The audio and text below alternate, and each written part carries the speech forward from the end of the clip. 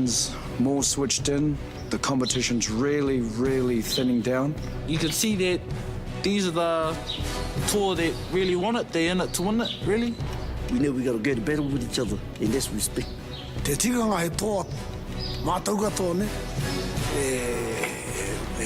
Mau ana e kaui ana te mana o mātou tūpuna. Mea nui rawa, kia tika te mau I tēnā mana ne. Taonga tuku iho tērā nā ngā tūpuna. Tatu iho mai kia mātou katoa.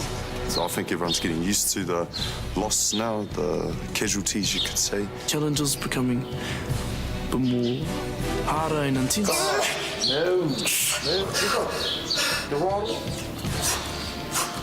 Training every morning, just going off into myself. You probably hear a stick tree getting banged, that's probably me. Don't get over cocky and don't get too safe, really. You never know. It's quite stressful, really. You're always thinking, even in bed, so I haven't had a good sleep so far. Pretty restless kind of nights. Focus is really starting to narrow. Practices are more intense. Everyone's starting to really zone in and taking it up another level. The kahui just really keen to put themselves up against one another. My preparations is just get up in the morning, have light stretches, breathing exercises, just to stay focused and calm.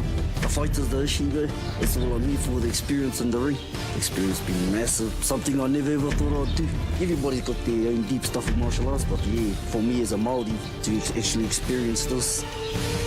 Aho e mātou, piki te ngā mahi whakarite e te tinana ki taumata ke, kauhoi nei, e mahi tīrākau, e mahi ngā wāwai, piki ki taumata ke nei. I mui te wero, e tei tama ko pau te hau, whanau, whahe wero I te tinana, wero I te pino tine. Your whole iwi must brag about you being a great warrior and stuff, but you're never going to know until you face everyone here. Just because you're the best at home, never be too proud to actually come on to Toa to fight, because there's always someone out there who'll kick your ass. There will be always someone else who'll come along and beat you. So I guess physically prepare, mentally prepare. Just train hard, work on myself on my own time, try and do the best too in all the challenges. It was choice, getting the opportunity to stay within the Toa Aotearoa.